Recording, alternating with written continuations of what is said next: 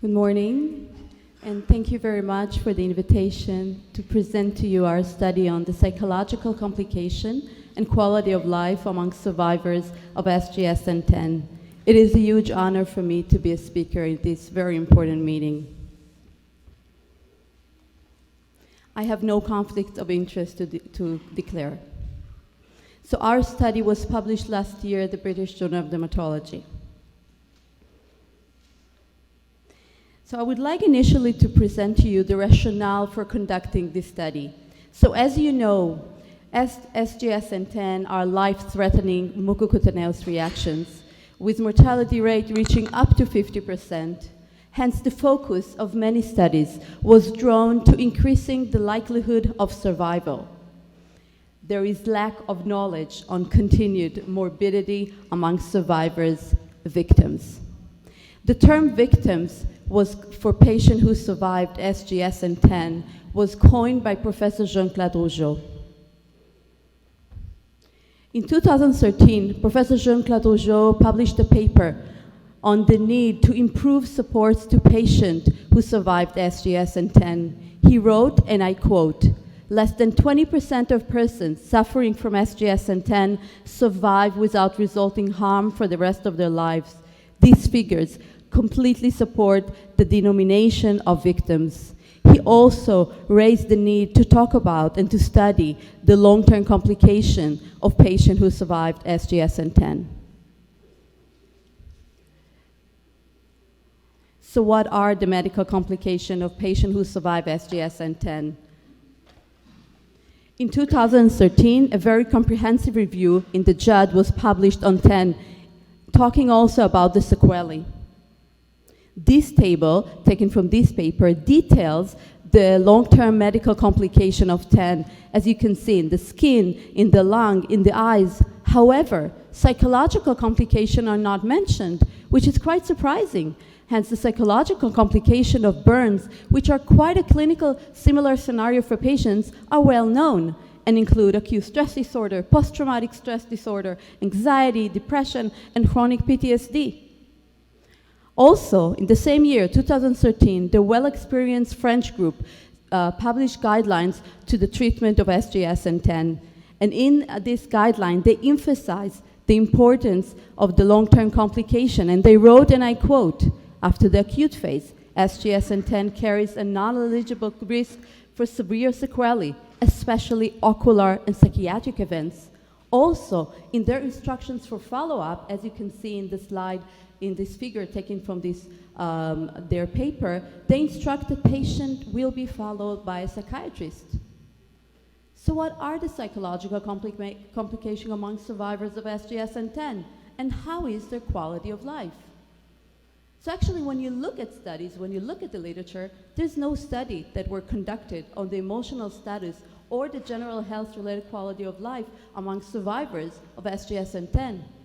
But I would like to mention the research group from the UK who study patient perspective of surviving SGS10.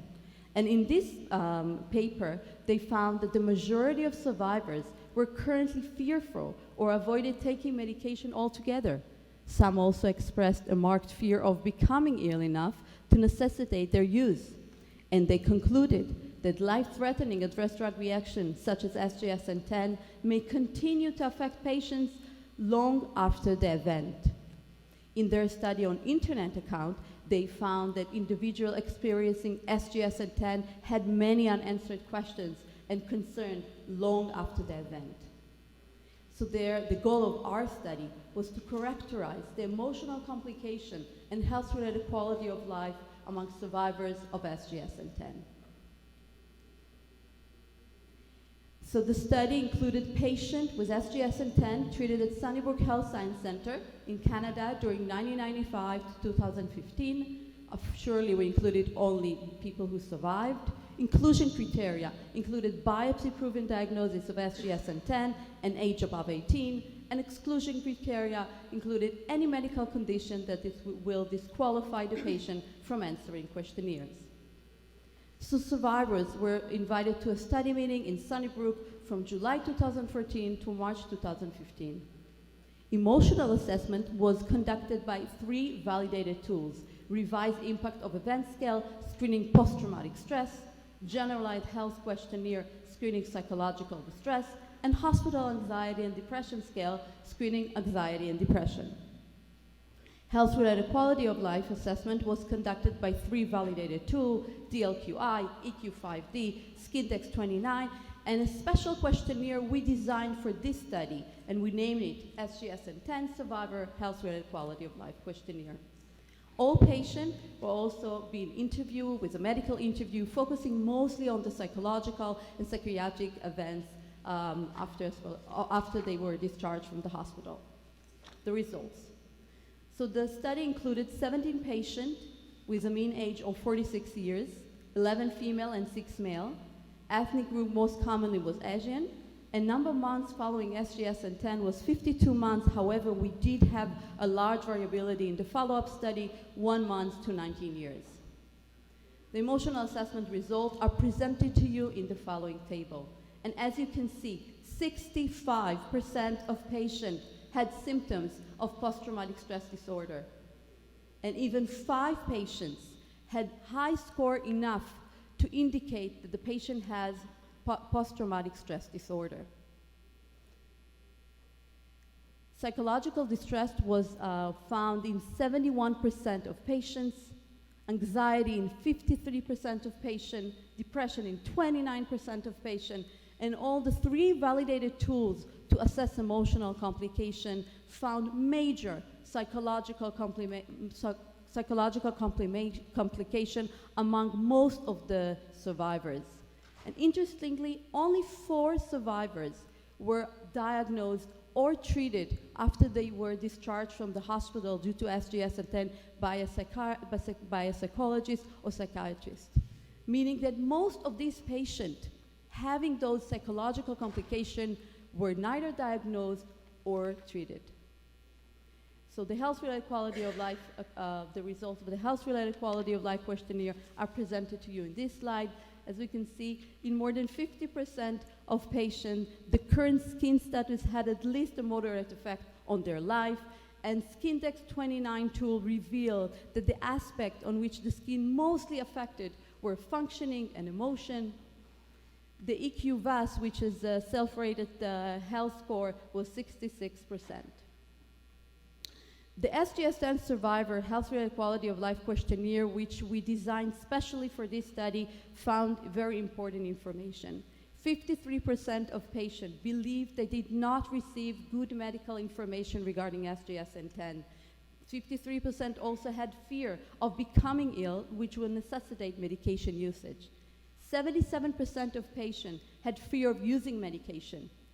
82% of patients reported that the SGSN10 decreased their current quality of life. And listen to this, 71% of patients were unemployed following SGSN10, which I think is a major implication of the effect of the disease on the patient's life. And now I would like to share with you some quotes from the patients. The first years of my recovery were agonizing and very depressing. SGS changed my life. I never heard of this disease before and received no information about it. Memory and concentration issues, difficulty coping with stress and anxiety. So the conclusion of our study are that survivors of SGSN10 suffer from severe, overlooked psychological complication and impaired health-related quality of life. And we advise that the follow-up of SGSN survivors should include screening for psychological complication in order to provide adequate treatment. And we already incorporated the result of this study in our last paper. So we just wrote a review paper on SGSN10, and this review paper also included a treatment protocol. And in the treatment protocol, we advised physicians that they should offer emotional support to patients during hospitalization, prior to discharge, and during follow-up.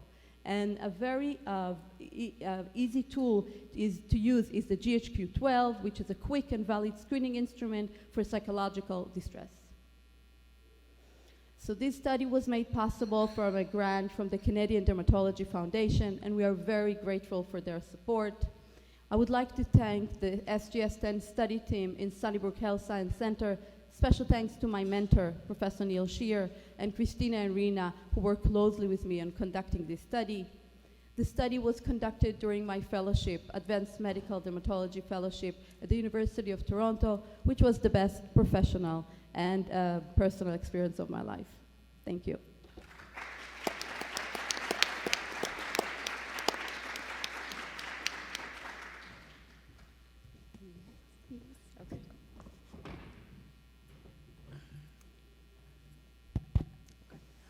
Okay, next we are going to hear from Dr. Leila Loinya discussing pregnancy and HIV-TB comorbidities.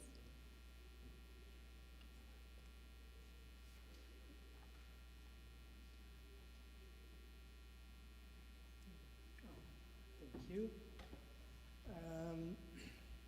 Thank you so much for the invitation and the opportunity to discuss some of our experience in this very unique disease, and in our case, in a very unique setting. Pregnant women with SGSTN obviously are quite a unique subset compared to the general population of SGSTN in the sense that you've got to consider both the mother and the fetus. However, there is quite limited data on the effects of the disease in pregnancy. And almost all the published literature really revolves around case reports, and it's very difficult to make any meaningful epidemiological analysis of case studies. Now, before I start, there are some pertinent questions that relate to SGSTN in pregnancy.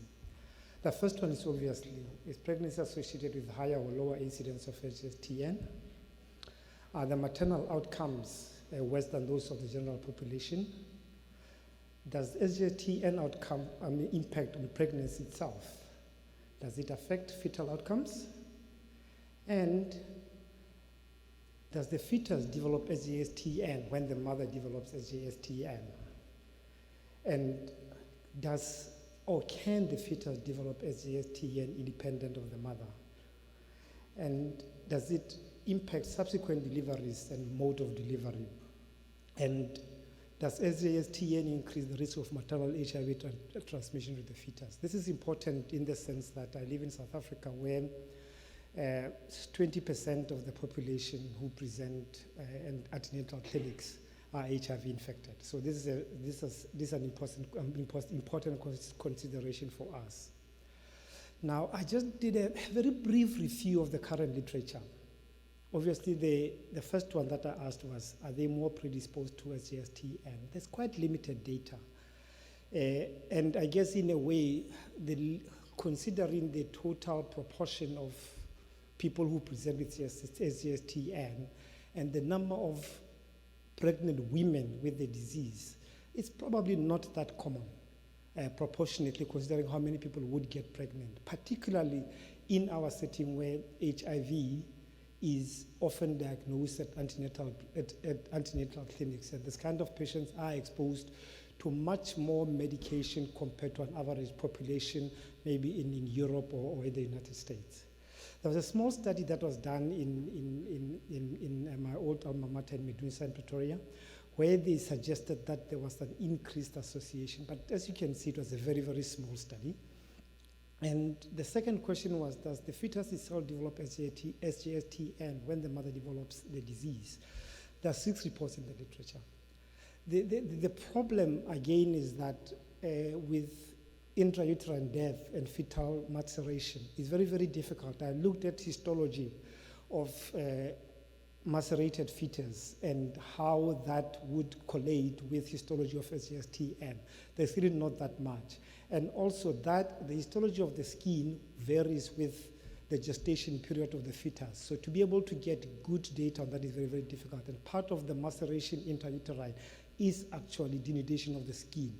So it's very, very difficult to say that these people who developed clinically what was SJS, was it true SJS or was it maceration?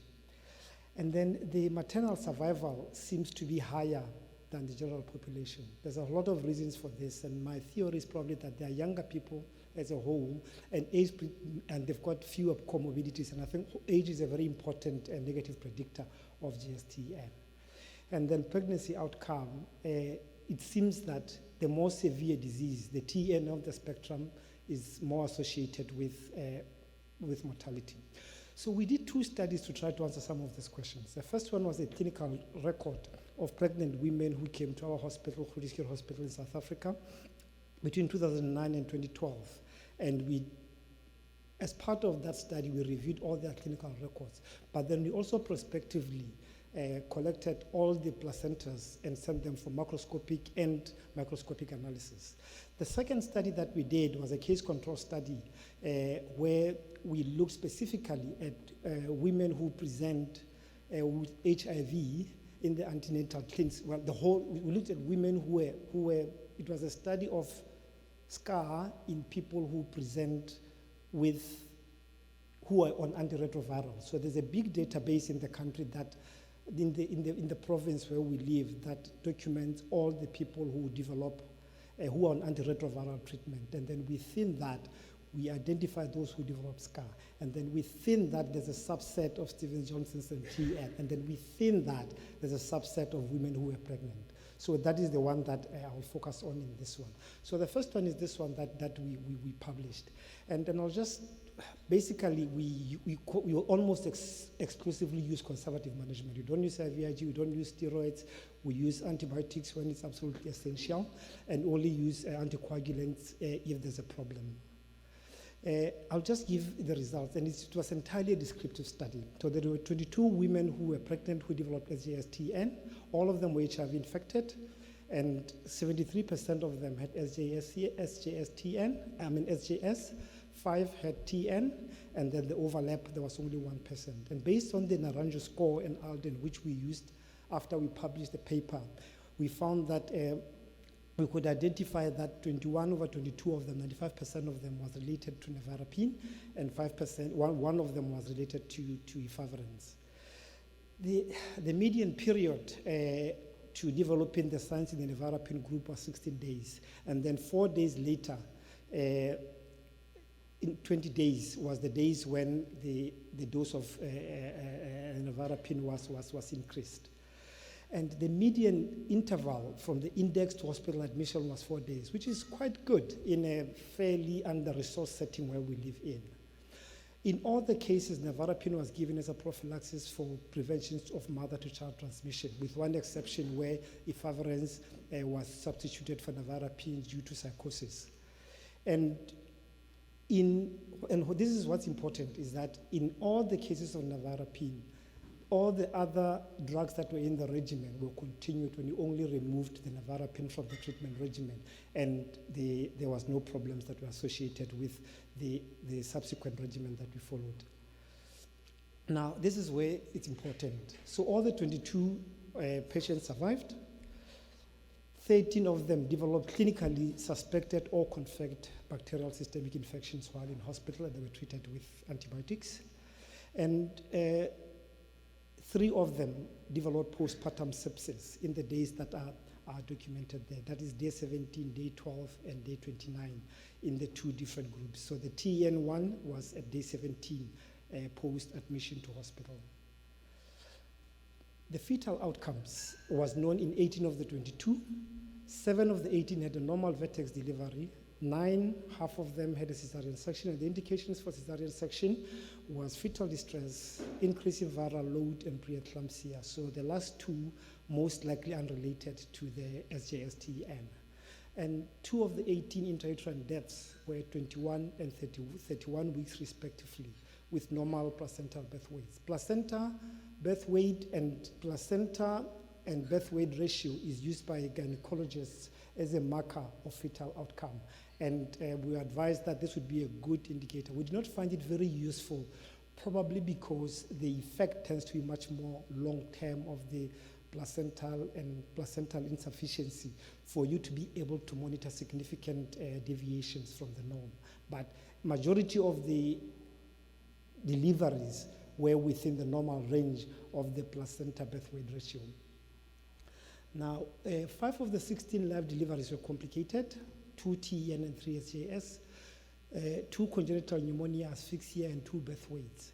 The 10 complications were in the acute stage, while the SJS complications, as you can see, were at 6 weeks, 4 months, and 6 months later, less likely to be related to the acute disease itself. And 12, and this is what's very fascinating for me, is that the 12 deliveries don't have to have received prophylactic nevirapine from birth. So 12 of the neonates actually were given nevirapine. And this is where lack of communication, as somebody was saying, is so important. I was not aware of this when the kids were being discharged. And at the time, I guess ignorance is bliss, because I don't think I would have allowed those children to have been given nevirapine postpartum. But none of them developed any complications that were associated with nevirapine, which is it's a good finding in a way. And then the placental evaluation was not very useful. The 8 placenta and 1 fetus were assessed. There were no abnormalities in the placenta that was microscopically detectable, both and also histologically. The problem again would be if you don't have the experience of looking at this and you don't ask very specific and directed questions, you may not be able to answer that questions. And the fetus also did not show any significant changes suggestive of SJS-TEN. The second study is the one that we published late last year, and this is just a summary of the case control study. What's important is that there were 91 cases and 361 controls that were actually included in the final analysis. But I will discuss the whole cohort of the pregnant women. So 169 cases of SCAR on antiretroviral therapy, 83 of them were women, and 27 of these were women. Now, the important thing is that, again, as you can see, nevirapine in that setting over that period of time was the major offending drug that was given to the patients. Now, in the case control analysis that we did, it suggested that pregnant women had 2.8 times the odds of severe skin reactions compared to non-pregnant women. But in the multivariate analysis, both nevirapine and pregnancy were associated with SJS and TEN. Again, from clinical experience, I was not convinced. I was not convinced that pregnancy is an association, but that is what was found. Now, so the summary from the 2 studies were found that SJS-associated mortality is not increased in HIV-infected pregnant women. Maternal SJS-TEN does not seem to commonly manifest in the fetus, even though the case reports reported in the literature. 10, the more severe end of the spectrum, may impact on fetal outcomes. It does not seem that intrauterine HIV transmission, SJS-TEN increases the risk of developing, of transmission of HIV to the fetus. And there does not seem to be a longitudinal susceptibility of nevirapine-associated SJS-TEN in the 6 weeks of life in children of affected mothers. I mean, this is interesting because nevirapine is the best drug for children in breastfeeding mothers. It's used extensively in that population. We don't have problems with it. We hardly ever see SJS-TEN in small children who are given the drug at that early stage. And obviously, the finding was that pregnancy seemed to be associated with a higher incidence of nevirapine-associated SJS-TEN. These were the conclusions from the work, but I was not convinced. So what we did was that I actively went to all the major centers that have been referring patients to us to look for pregnant women who developed SJS and TEN. And since that time, in 2013 up until now, we found only 2 cases that have presented to us who were pregnant, who developed SJS-TEN. And this coincided with the time when nevirapine was removed from the regimen for PMTCT. And again, this suggests to me that probably pregnancy in the studies that we did was more a residual confounding factor rather than a true causality, because if it was, we would have then been seeing this in much bigger populations. Even though the statistical analysis and the data suggests otherwise, I don't think that there is still that strong association. And I don't think that SJS and TEN have a higher incidence in pregnant women. I would like to acknowledge all my colleagues that I've worked with, and I also like to acknowledge Johnny Peter, who works with me in the drug allergy clinic, who is an allergologist and an immunologist, who has really helped us into trying to develop our collaborative work in solving this kind of problems. This is only just one of the small fractions of the problems that we have to deal with on a day-to-day basis. Thank you so much.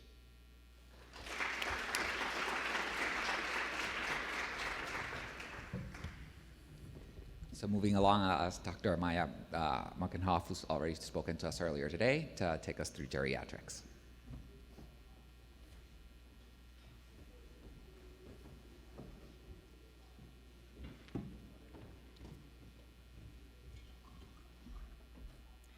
Well, thank you very much.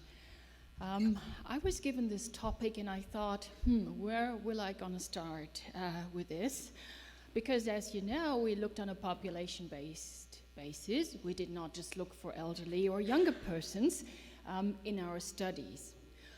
But what you see is pretty much the same in terms of the clinical pattern.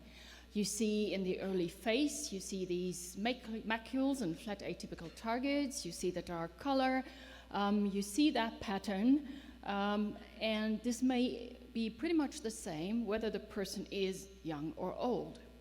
And in the beginning, it's difficult to see. In many occasions, you may have a pattern that looks like a macular or maculopapular eruption, but the crusts here are somewhat suspicious. And if you do a test for Nikolsky sign, this is what you see. But you have to look at the entire body. And if an old person comes and it's too complicated and you just look at hands and feet and your face and a person's face, you won't detect it. Now, this is the same patient 12 hours and this is 48 hours later. So it's very difficult to see in the beginning.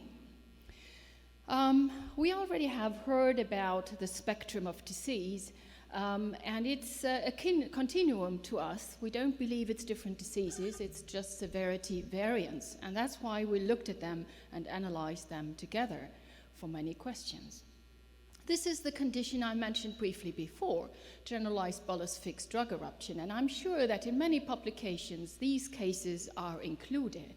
And they are more often seen in elderly persons than in younger ones. And if I see an elderly person being in a good shape, standing there with all these lesions, and even if the biopsy says this is TN, I don't believe it. Because it could be shown that most often this condition has a milder mucosal involvement, has rarely fever and malaise, but it can occur again and again, induced by drugs. There is a different mechanism, and the high risk of recurrence increases the severity and the mortality. And we have shown in an earlier study that the mortality in severe cases is almost as high as in comparable amounts of detachment in SJS/TN, but the patients who die are older in the GBFDE group. Now, about the incidence that we looked at, we know that being very clear-cut in the diagnosis, in Germany, which shouldn't be so much different from other European countries in that respect, 1 to 2 cases per million inhabitants per year for SJS and TN. A lot of people could say, why bother for such a rare disease? But as we all know, the mortality rate is high. But if you look, for example, just in the subgroup of TN patients, so the most severe type of the reaction, and you look at elderly patients of 65 and plus, then you would see that the mortality rate is extremely high. Now, we did look at the number of cases we have in certain age groups by comparing these population-based data of the disease with population at the same time in Germany. And here, if you just look at the SJS overlap and TN column, in here is all of them together. You can see that the dark purple bar is 80 plus, and the light green bar is 65 to 79, and these patients account for the majority that we have. So this is the younger age groups. You have far less patients affected with SJS/TN than in the older age group. And I think that is often not considered. I also want to show you some data from the German registry. And data from the German registry are included in the International RegistCAR project since 2003, all of the data.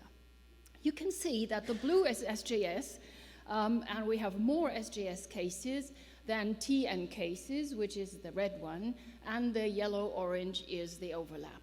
So this is definite and probable cases in terms of the disease, and we see that the less severe reaction, fortunately, is more frequent than the more severe ones. Now, what else can we see? Pointer doesn't go anymore, but you see in the left column, it's the total, and then you see a column of SJS, overlap, and TN.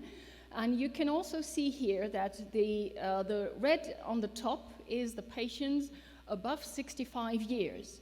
So that column, if you put that into perspective, what I said before with the population-based data, then persons that are equal or above 65 have a threefold higher risk than the younger ones to develop the reaction. And what else could we see? That the average age increases in the past 10 years compared to the decade before. And the lifespan or the span of age groups was very high, from 1 to almost 100. Now, when looking at the mortality, we can see that the mortality rate is higher in the elderly patients, 65, which is not an old age, I would say.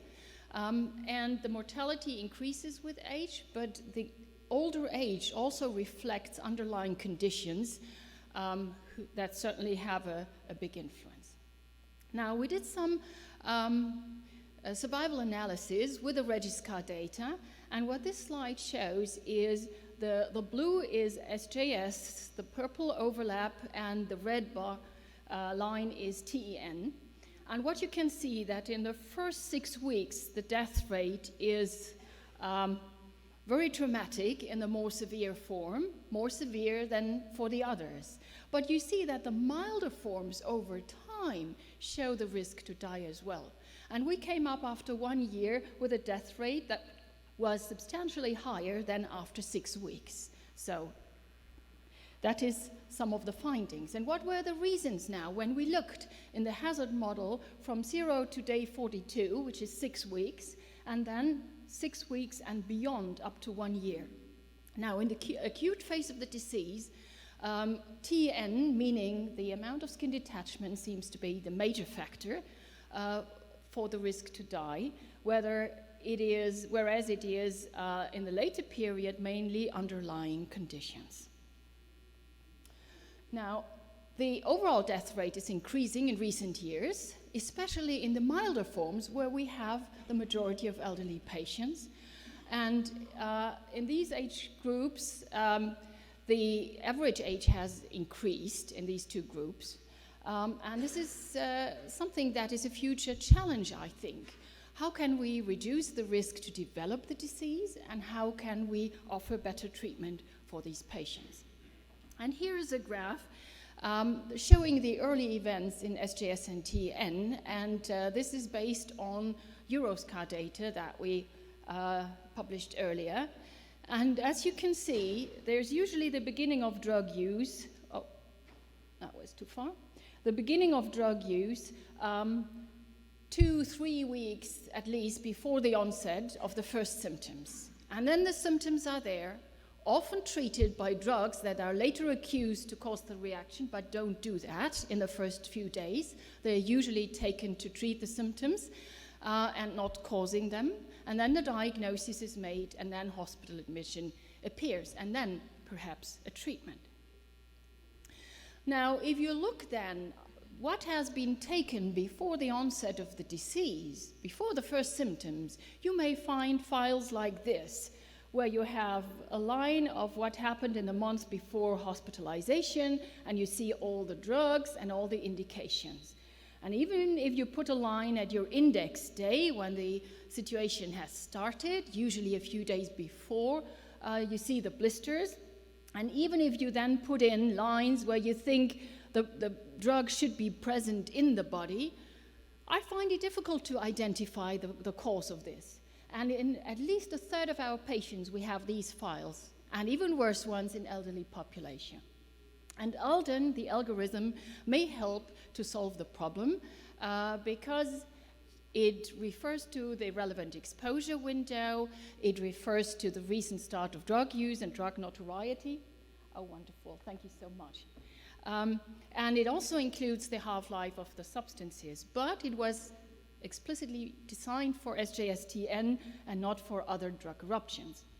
And we did look at drugs in the cases that were ascertained in Europe because we thought the European setting is different probably from our non-European collaborators in terms of drug use. And we looked at the validated cases and we saw that there's a difference whether they develop in hospital or in the population. I'm here just showing the population data, meaning that these patients developed the disease in the community and the disease led to their hospitalization. And this is information we had from previous studies. And as you can see, the old culprit ones are still first line, allopurinol, sulfamethoxazole, but lamotrigine is catching up. And there's a number of others that you can see have increased or some decreased, like carbamazepine, but we know there's others that have been catching up. Now, further differences that we saw between these community-developed cases and those developing in the hospital are there's a higher average of drugs for the hospital cases, and they are significantly older. So the patients who develop the disease in the hospital are older than those in the community. And we have also seen that elderly patients, especially those developing the disease in the hospital, are not transferred to any specialized centers.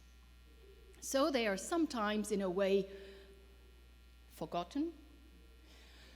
But we have to understand that also that the sequelae in survivors affect the elderly patients, those who finally survive. And many of them experience permanent disability and are no longer able to care for themselves, ending up in nursing homes. And you can imagine that the specialized care of ophthalmologists, gynecologists, and others is not the same somewhere in a nursing home in the province as if you are young and you have parents to fight for you and go to see the specialists wherever they are. So we do see the problems, and I'm just pointing out those of the eyes here who are of major importance for the elderly persons, not so much any scars or dyspigmentation. Here you see a patient who had SJSTN overlap when she was 67 years old, and this is 4 months later, and she had ophthalmologic care from the beginning on, and still she developed these lesions. And here's another person who came to see us at the age of 70, and she had her TN 49 years ago, and she still suffers a lot of problems with her eyes.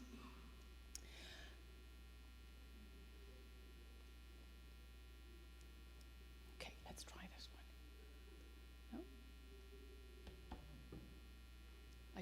Here we go. I want to share the conclusions as well. So the published case reports and case series only include very few patients of older age, and this leads to bias. Who wants to publish the 100x report of TN after allopurinol in an 80-year-old? You know, it's not something the journals would accept. The risk of developing SJST is actually higher in the elderly than in the younger persons. And this is probably due to a higher rate of medication, but we don't know exactly. And with the aging populations, at least in Western societies, the proportion of elderly patients with SJSTN can be expected to increase, and we need to find ways to address this problem. Furthermore, the higher age and higher number of drugs are found among the patients developing SJSTN in hospital, and this proportion is about a third of all our patients in Western countries, and I think we should focus on those too. The high-risk drugs in elderly are those listed there. Allopurinol is almost only elderly people. Sulfamethoxazole for urinary tract infection in every nursing home, and also NSAIDs on painkillers. And after high-risk drugs have a broader indication, like lamotrigine is also given for neuralgia, you may see more cases also in that population due to those drugs. And the benefit-risk ratio of these drugs needs to be evaluated carefully. And finally, I would say the underlying diseases have a substantial impact on the prognosis, and frequently the skin has already healed when complications such as infections, septicemia, multi-organ failure lead to death. And that is always very disappointing because everyone has done the best and still we can't save the patient. And immunomodulating treatments so far have not really been investigated in the elderly patients. Most of the studies I know have just included patients maybe till 67 years. So our current protocols need to be adjusted. And I want to thank you for your attention. Also for the elderly group of patients, I would like to hope that everyone is interested in them as well. Thank you so much.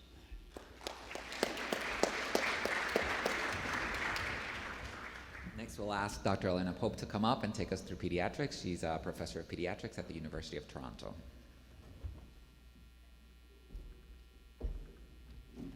Thank you so much for inviting me. I'm sorry I just got in from a plane to a podium. So I'd like to share with you some of my thoughts about some of the challenges that we face in pediatrics. And having listened to the previous presentation, I realized that we kind of have similar problems, but in different aspects of dealing with this condition. I have no conflicts of interest. So the big question that I want to ask you and also to try to address, are children just little adults? And I think in pediatrics we have a huge problem of basically importing or taking all the adult data and applying to kids, whether it's epidemiology as well, and more importantly, treatment. So the four aspects that I want to address today is in terms of etiology. Are we dealing with the same etiology like in adults? Is the presentation in any way different in pediatrics? I will touch on some treatment aspects and finally the prognosis. Now, this is interesting because in the previous talk we heard that actually elderly have a higher incidence of Stevens-Johnson TN. And obviously that's very convincing data. In this paper from pediatric dermatology, they actually thought that SGSTN accounts for about 0.1% of admissions in the United States. Again, this is a very North American focus on this disease. And they actually felt that the incidence of Stevens-Johnson TN is quite high. And compared with some of the data that they had, it was actually higher than some of the adult population. How about etiology? This is actually data that is pulled together from two studies. One actually looked at from EuroSCAR and SCAR that was focused primarily in pediatrics and trying to figure out in terms of etiology, are we expecting something different than in adults? And not surprisingly, the leading cause when it comes to drugs is anticonvulsants. The orders was phenobarbital, lamotrigine, and phenytoin. Sulfa drugs as well, were a culprit. But surprisingly, acetaminophen, came to be quite significant. And for all of us who know, almost every child takes acetaminophen. So this is a little bit surprising. But their data is actually quite compelling because in both univariate or multivariate analysis, this came to be quite significant. Interestingly enough, the exposure to acetaminophen was about 2 days before the blistering started or the symptoms started. The bigger confusion, I think, in pediatrics relates to the infections. So do infections in general cause Stevens-Johnson TN? I think one of the problems looking at the data in the literature is because people call Stevens-Johnson Steven Johnson, a lot of other things. But the three infections that kind of emerge are, or the major two are actually mycoplasma and herpes, and I'll get back to that in a second. And obviously we have a group of patients where despite our best efforts, there is no drug history and we can't really figure out what's causing it. So in terms of, frequencies for all of those, we think about 70% of cases of Stevens-Johnson TN in pediatrics are related to drugs. 9 to 31%, depending on what study you're reading, are caused by infections. And we still have about 7 to 16% of cases where there is no cause. I'm going to come back to the infection thing because this is actually a huge problem in our clinical practice. And I want to think, for you to think, the evidence of infection or temporal association with the infection, is that causation or not? So the people who say, of course it is because you have a very good temporal association. It's the same as when you have a drug. And for the most part, the clinical presentation is similar.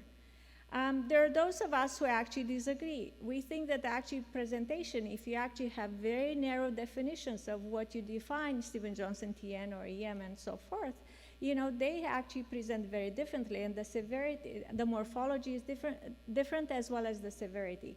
And the risk of recurrence. I actually think this is something quite unique to pediatric population when you see patients presented over and over again with recurrence. And to me, that's actually not due to a drug, even though you may have acetaminophen, the second time around. So a group of my colleagues did a systematic review and looked at all the cases of mycoplasma that were reported in the literature. And they actually came up with a different terminology called mycoplasma-induced Russian mucositis. I've done a similar work just looking at our population, looking at 67 cases, and 70% of them had evidence of mycoplasma. Now, the difference morphologically for those patients is that they had very severe mucositis, very impressive. But the skin findings were primarily atypical targets with this central blister. You had a relatively sparse body surface area involvement, nothing similar to Stevens-Johnson TN. Obviously the presence of mycoplasma pneumonia, and they actually had full recovery with maybe minimal eye sequelae, but not even, despite the fact that the eye involvement is quite significant sometimes, and obviously the potential for recurrence. So continuing on with presentation, if you look at, again, Stevens-Johnson TN, we think that in terms of comparison with adults, yes, they do present the same way. There's probably some evidence that there is more severe mucosal involvement, particularly eyes, and I'll come back to that. And in one of the studies that was completed at our hospital, about 80% of kids have evidence of eye involvement in day one. And I always tell, when I lecture to emergency doctors, I tell them, if you have some mucositis, some oral involvement, and you have eye involvement, you can't really assume that this child has herpes mucositis, so you need to look a little bit further into it. Conjunctivitis is actually the most common early sign, and then you can have membrane development and some conjunctival hemorrhages. In terms of the treatment, and I would point you to one of the posters that one of my students put forward. His name is Danny Mansour. He actually summarized, he did a very thorough systematic review of the literature, looking at the particular pediatric population and all the treatment modalities. As you can see in this summary table is that supportive care treatment alone causes blistering arrest at 9.7 days and takes almost a month to get skin reepithelialization. And the length of stay is about 12 days, which is kind of surprising. Steroids alone, better data, blister arrest at 4.2 days with 8 days to get skin reepithelialization. IVIG, which is actually very commonly used nowadays. I think most of the pediatric centers in North America at least are using IVIG as a first-line agent. despite the fact that there isn't actually a lot of data to support it, or very good data, I should say. And you can see that the blister rest seems to be a little bit faster than with other modalities, but takes longer actually to have skin reepithelialization. Cyclosporin, very limited number of patients, but patients seem to be doing better a little bit faster. And biologics, very, very little data. Interestingly enough, debridement, which, when I started, everybody said you have to debride those patients because of all the other potential complications, actually is associated with delayed reepithelialization as well as prolonged length of stay. And I still cannot convince my plastic surgeon not to debride those kids. So to summarize the treatment modalities is supportive therapy alone is obviously not enough. It seems that debridement is delaying reepithelialization and prolonged admission, and this needs to be further looked into it. Interestingly enough, corticosteroids are still the best performers, at least at the first glance, and obviously we'll need to do more a little bit with the data that we have.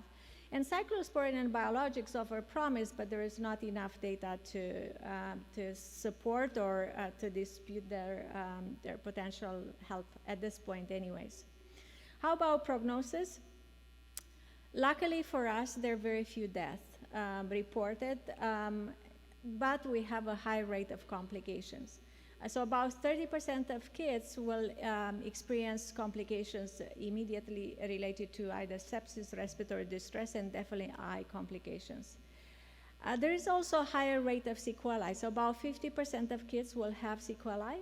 They can be either serious related to the epithelium involvement, such as eye, respiratory, and urogenital, and minor one, from our point of view, pigmentary changes, skin scarring, and nail changes. But I can tell you that if you talk to the parents, this is what devastates their life, what changes their life. I still have patients that I follow about 10 years after their initial episode because of their significant scarring, and obviously I cannot do much about it.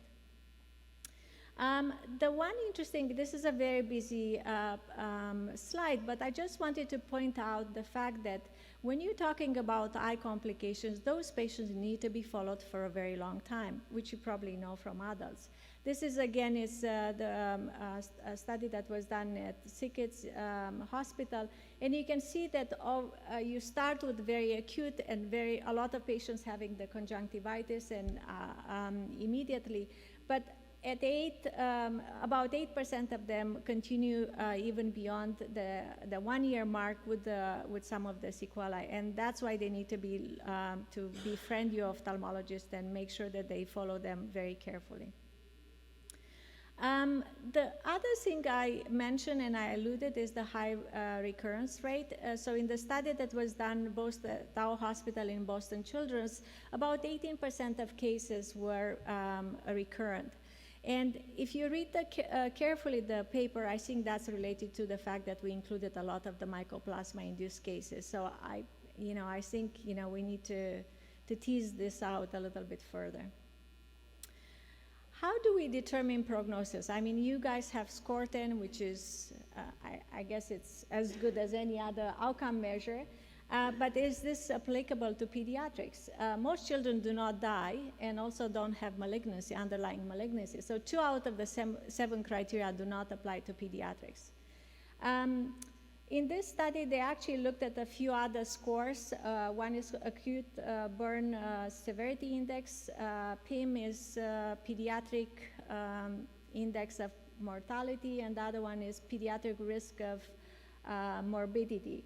And those felt that if you do them at day 1, they actually are predictive of length of stay, days to wound closure, days to mechanical ventilation, and number of operations, which was interesting because I think that's not the literature in the adult population. And the day 3 SCOR-10 was predictive of number of infectious complications, which also makes sense.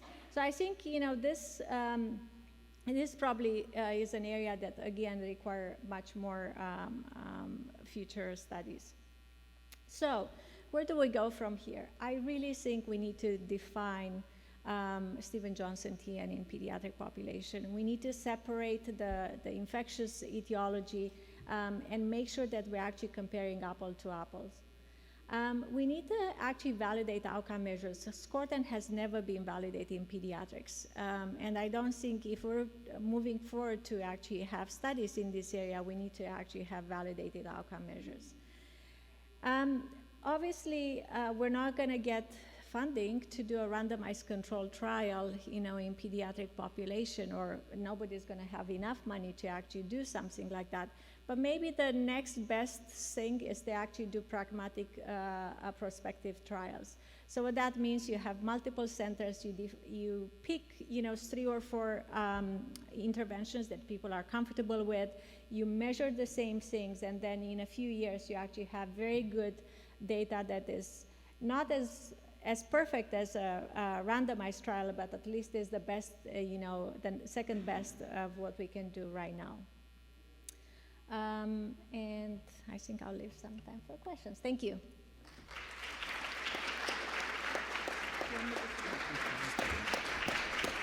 So we have about 15 minutes for questions. We'll ask Ronnie to come up in the panel seat as well for anyone in the audience.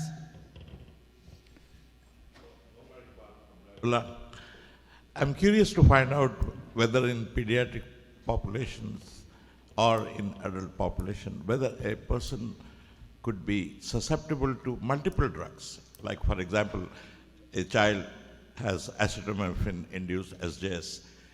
Is that child more susceptible, less susceptible to mycoplasma infection? Is there any evidence in the literature that there could be patients with multiple drugs which are involved in SJS? Let me see if I understood you right. So your question was, is it possible that mycoplasma is almost like a cofactor to a drug-related?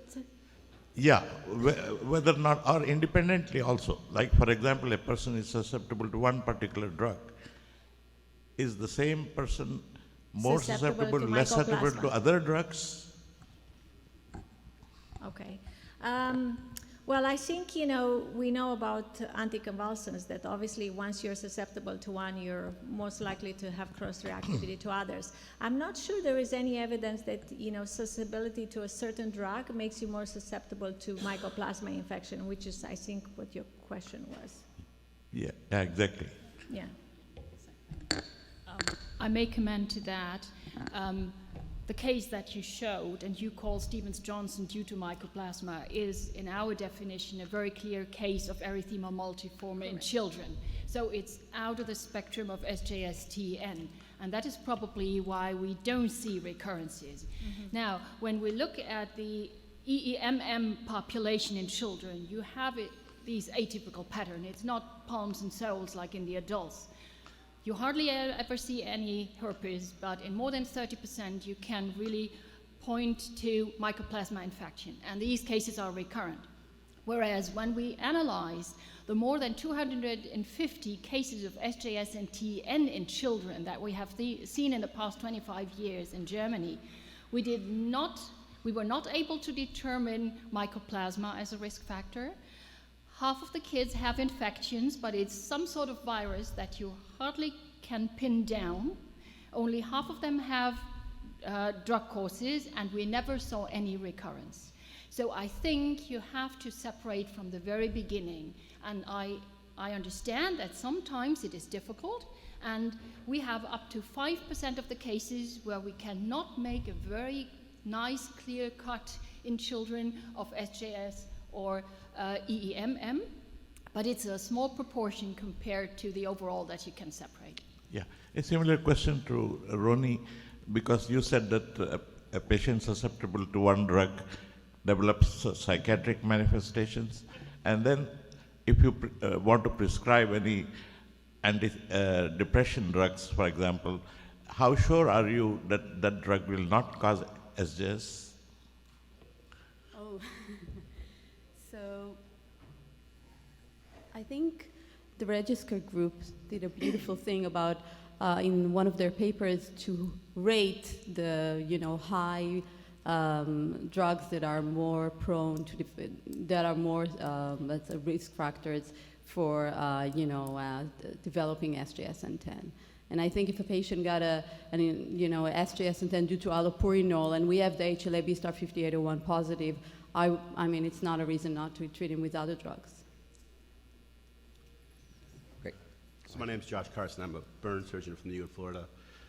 My question is actually about the pediatrics and this Tylenol and the infection issue. And having suffered through many, many chart reviews of these kids, the funny thing that we know about TENS is there seems to be a prodrome. It seems to involve mucositis, usually oropharyngeal, sometimes conjunctivitis. Funny thing that looks a lot like a viral infection in a kid. And that most kids, when they get those kind of symptoms, their mom gives them Tylenol. So I find it very hard to piece apart how much of this is Tylenol and how much of this is, that kids who get these problems get Tylenol and it's a distraction. Do you have any comment on that and how you clear that up in the data and how you come up with your numbers? I have to say that I don't, despite the data, I still don't think Tylenol is the big culprit here. And it's also, sometimes it's very difficult to convince people, once you make the diagnosis of Steven Johnson at the end, that you need to treat that fever of a child, with Tylenol. But I think it's, you bring up an important point. I think what happens in pediatrics, you probably have a viral, a viral infection that actually may trigger or may make, the susceptibility to a drug higher. I think it's important to differentiate that from like something like a bacterial infection that may I may add to that. It's what you described is a classical situation of protopathic bias, which means you have some sort of infection, I agree with you, some underlying infection that may be by itself causing the reaction. And then the patient, kid or adult, is treated with ibuprofen, with secretolytics, cough and cold drugs, how they are called, paracetamol, acetaminophen, and they are accused because everyone thinks it must be a drug. And this is the last drug given, that's it. And this is not the case. And we have shown in our studies that if you look for drug exposure that has at least been given for 4 days, at least 4 days before the onset, there is no risk anymore. Yeah? And the other thing is, we have identified the risk period of drugs to be something between 4 days and 4 weeks before the index day. And this is usually the first use of the drug in a row, not one tablet, but the first, let's say, continuous use. And if you ask your patients how often they have had ibuprofen and paracetamol in the past, you will hear, oh, many times, and it was always tolerated. That also downgrades the risk a lot in each individual case for those drugs being the cause. That next question. Hi, Carl Chapek from Shriners Hospitals for Children in Galveston. And I just had one comment about the treatment of large area TEN with debridement. And I'm not going to dispute that some of the smaller cases and Stevens-Johnson ones probably don't benefit from debridement, but in the larger cases that are more prone to infections, have a higher mortality rate and longer length of stay, we typically do debride and place a xenograft over, and there is a maxim in burn surgery that if you debride something, you have to have a wound coverage. So merely debriding the blisters and leaving it to reepithelialize, sure, that's going to take a long time to heal, but depending on what sort of epidermal substitute is placed over that, it's essentially an open wound after the slough is removed, may be an important determinant of the outcome. In our hands, we've had a length of stay of 19 days with an average TBSA involvement of about 75% and about a 10% mortality rate, about 35 patients. Thank you for your comment. I think that's an interesting point. I think what's important is what are the organisms that actually cause mortality. And a lot of them are gram-negative organisms. And very often, when you culture in those areas that you debride, you don't actually find that. And the theory has always been is the seeding of the organisms actually from the GIT or the perianal area. So again, I think if you were to carry that further, culturing the organisms and then comparing that with the common organisms that drive mortality would be a useful point. I don't think it's very, very useful. Next question, please. My name is Mayumi Ueda from Japan. So I'm quietly agree to the Professor Elena. So regarding the SJS with severe ocular complication, so the average onset old is about 28 or 29. So the many patients develop the SJS in the children. So our patient, about 80% of our patients developed so the cold medicine, after taking a cold medicine. So the allopurinol and anticonvulsant, actually it takes 2 weeks, but cold medicine can be induced within a few or several days. So, so the acetaminophen is the most frequently causative drug, I think so. So maybe ophthalmologists agree. So Dr. Malcolm-Hoff, I think part of the question is that she's noticed in her population that with some medications it takes longer, but certainly with cold medicine within that 4-day period that you've just described can also cause it. Do you think that's a bias to drugs, population? Well, I think first it's very important how you put the index day. If your index day, the day of onset is the first blisters and erosions, you're already too late. Correct. So usually this is several days before, and there's algorithms to do that. This is the first thing. And then you really have to look for exposures. And you also have to look for how you assess it, with ALDEN or with other things. I think so that it is the incorrect, so all SJS patients have so the common pathophysiology. Maybe I think so the allopurinol induced SJS and anticonvulsant induced SJS is different from the cold medicine induced SJS. We have not observed that. In all the data we have collected, we didn't see any difference in that. It's a long debate with Mayumi Ueda. I think that, and you supported her, what I would like to see exactly is a chronology and how do you determine the onset of the disease. Because in our experience, we do that blindly from any exposure to drugs in the RegistR group, meaning that we decide, looking at the progression of signs, we decide of the most probable index date. And then when we look the drug after, when we unblind and we look the drug, when there is ibuprofen, it has been always after the index date, after the real onset, because it had been prescribed, what epidemiologists call the protopathic buy, but it's a good word for, the important way is it has been prescribed because of the first symptoms. So my assumption, I don't deny, I agree that this subset of cases may have more frequent ocular complications, may have association with a specific HLA. That is likely very correct. My point is just that I will call them probably, most of them, idiopathic cases and not ibuprofen-related cases. And I have another question for Dr. Pope. About the duration of progression of lesion. You said that the progression of the lesion was shorter, the progression of blisters was shorter when children took steroids. And my question is how you do define the progression from what point to what point? Yeah, I think this is an excellent point. This is what the data is in the literature, and you know, we haven't done a heterogeneity analysis yet to see if the data is comparable. And it's as you can imagine, every single study will have that defined very differently. But that's an excellent point. Great. Are there any other questions for the panel?